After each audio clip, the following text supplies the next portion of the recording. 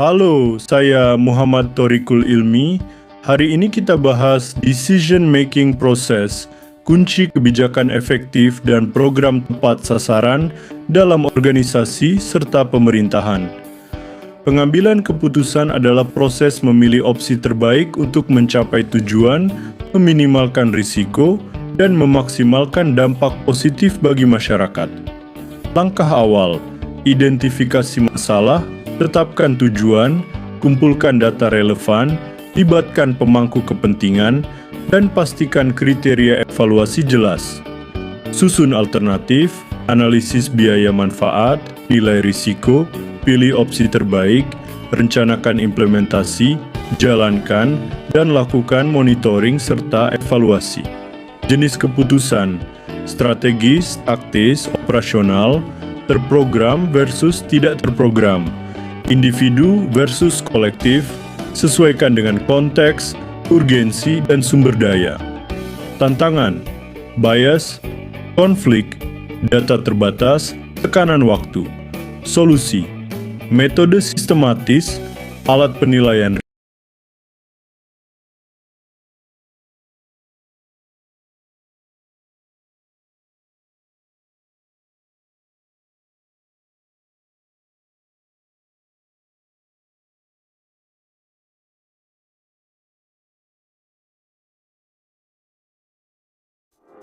Keputusan menentukan arah organisasi, tapi di bawah tekanan sering kacau. Istilah decisio dari Latin berarti memutuskan, membuka jalan dari berbagai alternatif. Prosesnya dinamis, dipengaruhi faktor sosial, politik, ekonomi, budaya, dan melibatkan banyak pihak. Butuh metode sistematis yang etis, jelas langkah, data kuat, pertimbangan moral, pelajari studi kasus nyata, solusi praktis, pendekatan interaktif, tingkatkan keterampilan dan kepemimpinan Anda. Mulai sekarang, ambil keputusan yang lebih tepat, bertanggung jawab, dan berdampak. Keputusan hari ini bukan sekadar cepat, ia membentuk masa depan. Pilihan yang tampak mudah bisa membawa konsekuensi panjang. Setiap keputusan adalah komitmen dengan konsekuensi yang harus dipertanggungjawabkan di hadapan moral, hukum, dan harapan publik. Pertanyaan kuncinya, siapa yang memutuskan, bagaimana prosesnya berlangsung, dan apa dampaknya bagi organisasi serta masyarakat. Gunakan kerangka 3 langkah. Tetapkan tujuan jangka panjang, uji moral hukum, dan hitung dampak publik serta akuntabilitas. Contoh praktis, pilih opsi yang selaras masa depan. Keputusan terarah meningkatkan keterampilan, kepercayaan tim, dan legitimasi di mata publik. Kalau keputusan lambat, krisis membesar. Bayangkan sebaliknya, respon cepat, transparan, berbasis data, warga terlindungi. Kebijakan bagus lahir dari data bersih, analisis rasional, dan proses tanpa intervensi. Itu yang membuat birokrasi dipercaya. Satu dashboard, satu komando.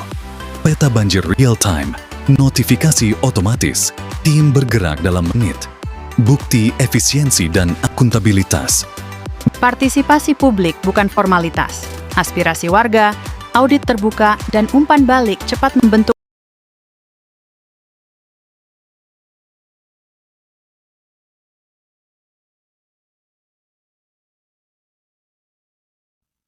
Banjir tahunan terus menghantui Jakarta, menyebabkan kerugian sosial dan ekonomi yang signifikan.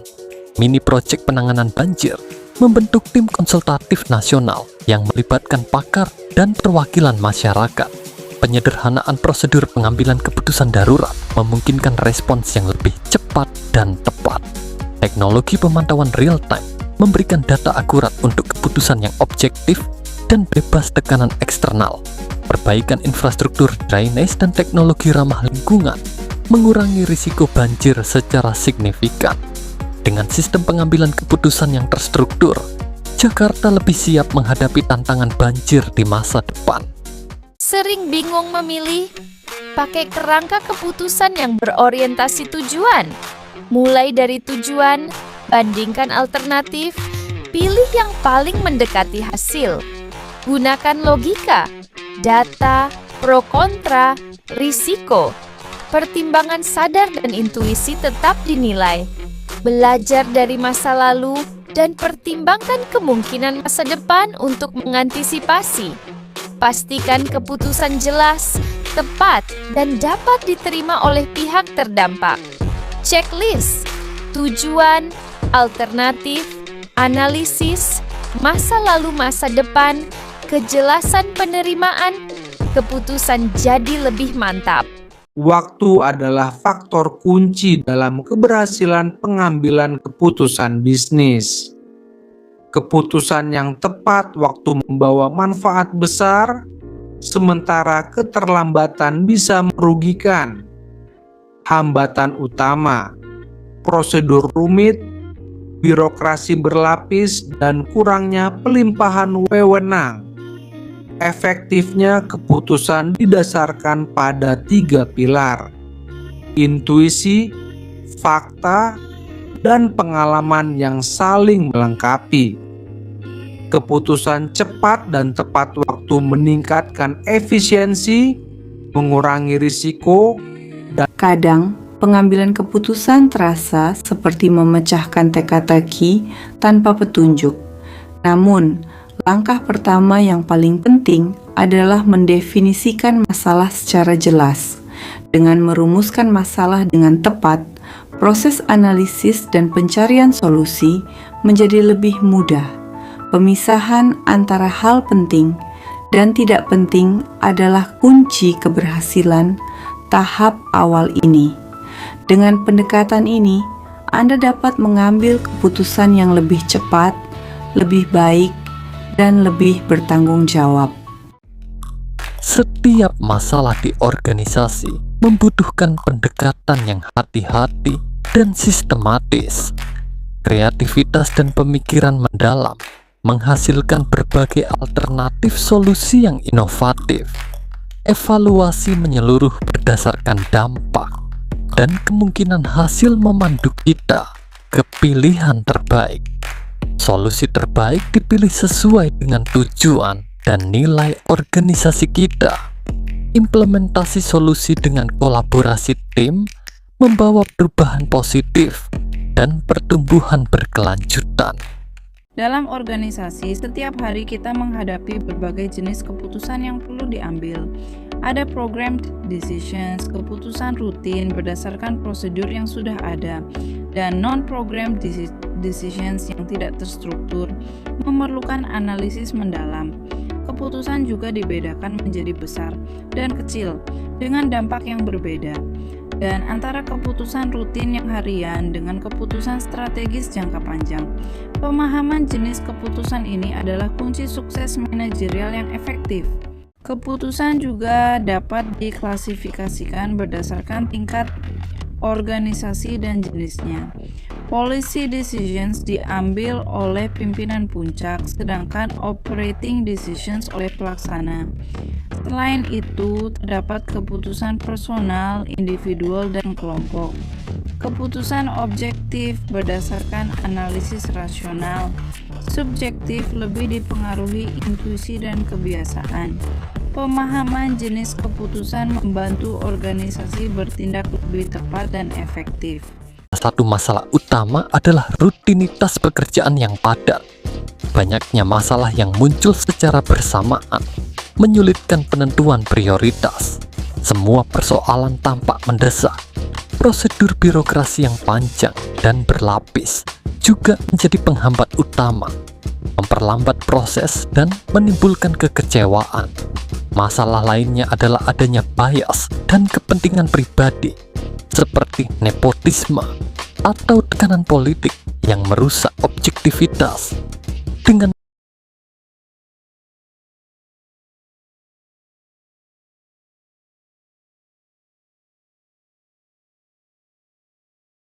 Apakah Anda pernah merasa terjebak dalam prosedur yang membingungkan dan memperlambat pengambilan keputusan? Penyederhanaan prosedur adalah kunci untuk keputusan yang lebih cepat dan efektif. Hilangkan aturan dan formalitas yang tidak perlu. Dengan prosedur yang sederhana, proses pengambilan keputusan lebih cepat dan peluang terjadinya bias berkurang. Pendidikan dan pelatihan aparatur juga sangat penting. Metode seperti studi kasus dan role-playing meningkatkan keterampilan analisis. Dengan aparatur yang terlatih, keputusan dapat diambil secara lebih profesional dan tepat sasaran. Setiap keputusan membawa beban. Bagaimana memastikan tidak terjebak bias? Bias yang sehat seperti api, menyala hangat, tidak membakar. Kita perlu memupuknya. Dengan masukan objektif, bias terasa lebih ringan. Setiap suara matters. Advisory bodies bukan sekadar lembaga.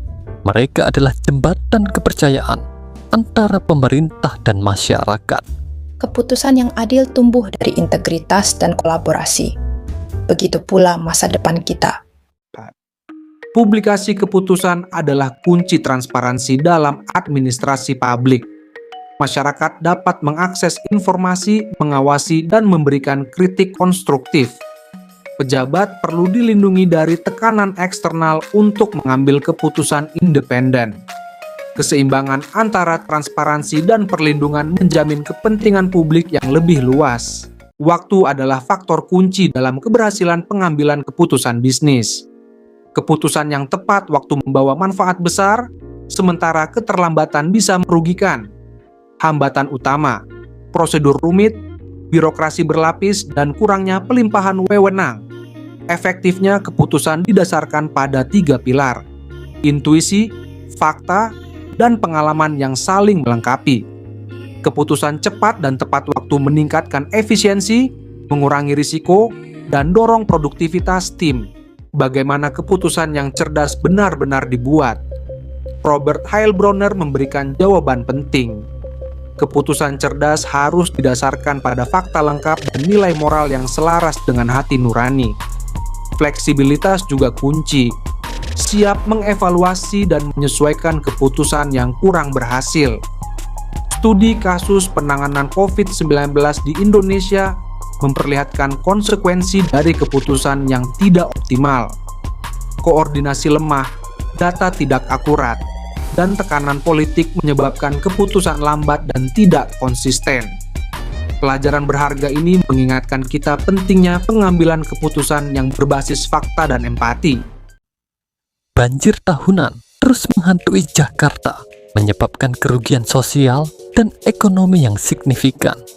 Mini Project Penanganan Banjir membentuk tim konsultatif nasional yang melibatkan pakar dan perwakilan masyarakat.